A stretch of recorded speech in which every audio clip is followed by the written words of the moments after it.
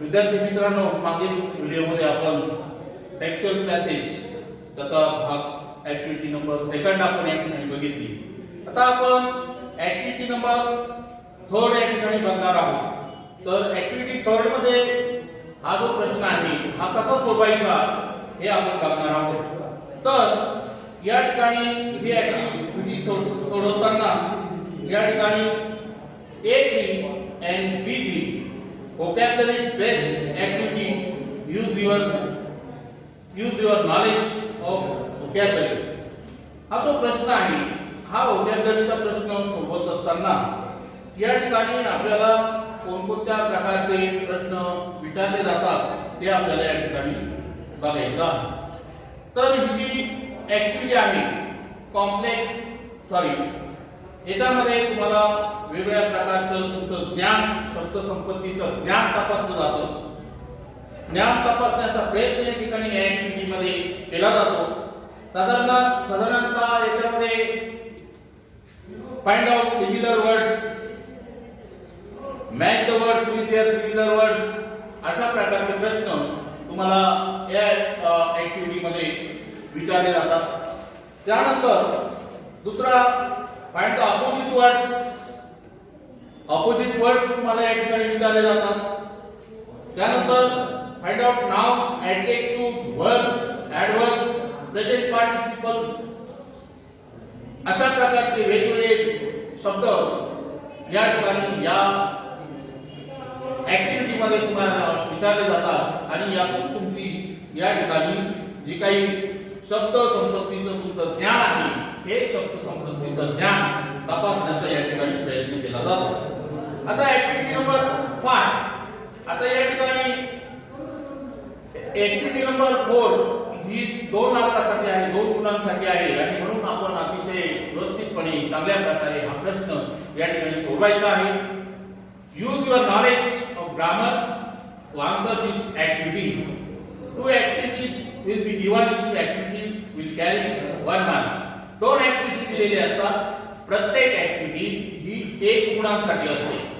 आणि अशा प्रकारे आपण काय करायचं आहे की त्या ठिकाणी काळजीपूर्वक हा जो प्रश्न आहे ऍक्टिव्हिटी नंबर 4 या ठिकाणी सोडवायचा आहे.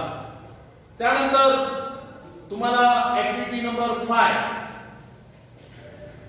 आर पर्सनल रिस्पॉन्स एक्सप्रेशन्स, या ठिकाणी हा पर्सनल रिस्पॉन्सचा प्रश्न आहे. म्हणजे त्या ठिकाणी तुम्ही त्याचं उत्तर पुस्तकामधून त्या उत्तरामधून काही द्यायचं नाही.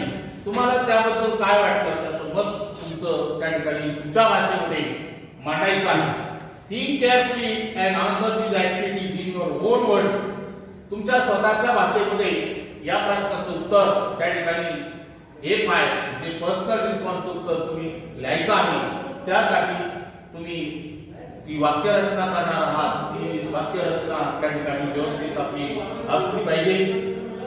त्यानंतर राईट अबाउट 3 to 4 सेंटेन्सेस. साधारणतः आपण 3 ते 4 वाक्यामध्ये या प्रश्नाचं उत्तर द्यायचं आहे. दिस ऍक्टिव्हिटी कॅरीज मार्क्स. आणि हा जो प्रश्न आहे, ही जी ऍक्टिव्हिटी आहे तुम्हाला त्या ठिकाणी 2 गुण मिळवून देणारी ऍक्टिव्हिटी आहे. अशा प्रकारे या ठिकाणी आपण section 1 language study 10 marks, section 2 textual passages 2 passages 20 marks. आता आपण पुढचा जो भाग आहे सेक्शन 3 पोएट्री. आता या ठिकाणी आपण पोएट्रीचा अभ्यास करणार आहोत. तर हा जो पोएट्री सेक्शन आहे हा पोएट्री सेक्शन या ठिकाणी तुम्हाला 10 मार्क्स 10 गुणांसाठी या ठिकाणी आहे. आता उदाहरणार्थ या ठिकाणी तुम्हाला क्वेश्चन नंबर 3 मध्ये विचारलं जातं comprehension of poem 5 marks and appreciation of poem 5 marks. अशा प्रकारचे 2 प्रकार या ठिकाणी तुम्हाला या भागामध्ये विचारले जातात. आणि प्रश्न असा विचारला जातो read the poem and complete the activities 5 marks. Read the poem and complete the activities 5 marks. एकूण आपल्याला 8 कविता दिलेल्या आहेत. त्या 8 कवितेपैकी एक कविता आपल्याला या ठिकाणी विचारली जाते. 2 उतारे 2 स्टांजाज त्या ठिकाणी आपल्याला विचारले जातात. आणि आणि त्या ठिकाणी ते काळजीपूर्वक वाचायचे आहे आणि काळजीपूर्वक वाचून त्या ठिकाणी त्या प्रश्नाची उत्तरं सोडवायची आहे. याच्यामध्ये A1, A2, A3 अशा 3 ऍक्टिव्हिटी असतात. कॉम्प्रिहेन्शन फॉर पोएम त्याच्यामध्ये किती ऍक्टिव्हिटी असतात? How many activities are there? There are 3 activities. Activity number 1, activity number 2 and activity number 3. तर याच्यामध्ये activity number 1 2 marks, activity number 2 2 marks and activity number 3 2 marks. अशा प्रकारे या ठिकाणी मार्काचं विभाजन केलेलं या ठिकाणी असतं. पहिला आहे सिंपल फॅक्च्युअल ऍक्टिव्हिटी 2 मार्क्स. नंतर complex factual activity 2 marks. Activity based on poetic device 1 mark. मग आता अशा प्रकारचा प्रश्न आपल्याला विचारल्यानंतर नेमकं काय करायचं, कशा प्रकारे हा प्रश्न सोडवायचा? तर रीड द ऍक्टिव्हिटी फर्स्ट. नेमकं आपल्याला काय विचारलं त्या ऍक्टिव्हिटी मध्ये हे आपण त्या ठिकाणी काय करायचंय, वाचायचं आहे. Read the activity first, then read the poem or extract carefully. ती जी कविता आहे, दिलेला जो स्टांजा आहे, कडवं आहे, ते आपण एकदा दोनदा काळजीपूर्वक वाचायचं आहे. It is very important to understand the lines. आणि त्यामुळे त्या ओळीचा अर्थ समजण्यास आपल्याला काय होते, मदत होते. म्हणून आपण त्या ठिकाणी दिलेलं कडवं, दिलेला स्टांजा, एक्सट्रॅक्ट काळजीपूर्वक एकदा दोनदा वाचायचा आहे. एकदा दोनदा वाचल्यानंतर तो त्या ठिकाणी तुम्हाला सहज समजेल, सहज समजेल. म्हणून it is very important to understand the lines. Activity number 1 simple factual activity. They could be true और फॉल्स. आता या ज्या ऍक्टिव्हिटी असतात या कशा प्रकारच्या असतात ते आपण बघणार आहोत. दे कुड बी ट्रू और फॉल्स. त्याच्यामध्ये तुम्हाला ट्रू और फॉल्स विचारला जातो. A1 मध्ये 2 marks. Complete the following lines म्हणजे तुम्हाला ती ओळ पूर्ण करायला सांगितली जाते. किंवा चूज द करेक्ट अल्टरनेटिव्ह्ज. तुम्हाला पर्याय दिलेले असतात, योग्य तो पर्याय त्या ठिकाणी ठेवायचा असतो आणि यासाठी आपण लाईन काळजीपूर्वक वाचणं अत्यंत गरजेचं आहे. नंतर कंप्लीट द वेब. पुढचा प्रकार आहे कंप्लीट द वेब. एखादी वेब दिलेली असते, ती वेब आपल्याला पूर्ण करायची असते. Then next match the columns. किंवा तुम्हाला त्या ठिकाणी काही शब्द दिलेले असतात, कॉलम A आणि कॉलम B. 2 कॉलम दिलेले असतात, त्या कॉलम मध्ये काही शब्द दिलेले असतात, त्याच्या जोड्या तुम्हाला लावायला या ठिकाणी या सिंपल फॅक्च्युअल ऍक्टिव्हिटी मध्ये विचारले जातात. यासाठी गुणस्तर 2 काळजीपूर्वक प्रश्न वाचायचा आणि त्या ठिकाणी तो सोडवायचा आहे. सेकंड ऍक्टिव्हिटी आहे complex factual activity. It may be WH question और कंप्लीट द वेब और मॅच द कॉलम 2 मार्क्स. याच्यामध्ये साधारणतः काय केलं जातं की आपल्याला WH क्वेश्चन विचारला जातो किंवा त्या ठिकाणी तुम्हाला दुसरा प्रश्न विचारला जातो कंप्लीट द वेब. एखादी वेब दिलेली असते, ती पूर्ण करायला सांगितलेली असते. किंवा मॅच द कॉलम, किंवा त्या ठिकाणी तुम्हाला 2 कॉलम दिलेले असतात, त्या मध्ये दिलेले शब्द त्यांच्या जोड्या आपल्याला त्या ठिकाणी लिहायचे असतात. अशा प्रकारे ही ऍक्टिव्हिटी सोडवायची असते. त्याला गुण असतात 2 मार्क्स.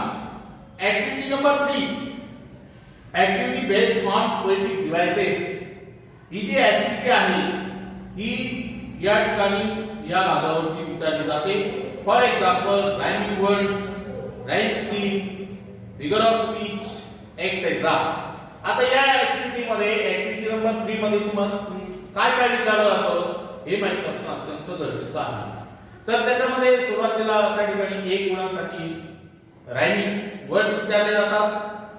सेकंड त्या ठिकाणी रायमिंग स्कीम विचारली जाते. थर्ड फिगर ऑफ स्पीच विचारले जातात. अशा प्रकारचे प्रश्न या ठिकाणी या भागामध्ये विचारले जातात. आता याच्यामध्ये दुसरा जो भाग आहे आपण बघितलं कॉम्प्रिहेन्शन फॉर पोएम 5 मार्क्स. आणि आता दुसरा प्रश्न विचारला तो question B appreciation of poem म्हणजे कवितेचे रसग्रहण 5 मार्क्स यामध्ये तुम्हाला काही पॉइंट्स दिलेले असतात मग त्या ठिकाणी आपण काय करायचंय read the whole poem first म्हणजे आपण सुरुवातीला संपूर्ण कविता ही काय करायची आहे वाचायची आहे आणि संपूर्ण कविता वाचल्यानंतर त्या ठिकाणी आपल्याला त्या प्रश्नांची दिलेले जे मुद्दे आहेत पॉइंट्स फक्त तुम्हाला त्या ठिकाणी काय दिलेले असतात पॉइंट्स दिलेले असतात आणि त्या पॉइंटची उत्तरं आपल्याला त्या ठिकाणी लिहायची असतात उदाहरणार्थ the first point is the title of the poem म्हणजे पहिला जो पॉइंट आहे तो आहे the title of the poem 1/2 marks म्हणजे अर्ध्या मार्कासाठी तुम्हाला कवितेचं शीर्षक कवितेचं नाव लिहायला त्या ठिकाणी विचारलं जातं कवितेचं नाव तर दिलेलं असतं ते फक्त त्या ठिकाणी त्या कॉलममध्ये लिहायचं असतं second point is the poet of the poem त्या कवितेचा ऑथर त्या कवितेचा कवी कोण आहे त्याचं नाव खाली दिलेलं असतं ते बघायचं आणि तिथं लिहायचं तुम्हाला त्या ठिकाणी 1/2 मार्क अर्धा मार्क त्या ठिकाणी मिळणार आहे त्यानंतर थर्ड पॉइंट राईम स्कीम तुम्हाला त्या ठिकाणी राईम स्कीम विचारली जाते मग तुम्हाला त्या कवितेची राईम स्कीम माहित असणं अत्यंत गरजेचं आहे ती तुम्ही बघायची आहे आणि व्यवस्थित त्या ठिकाणी ती राईम स्कीम लिहायची आहे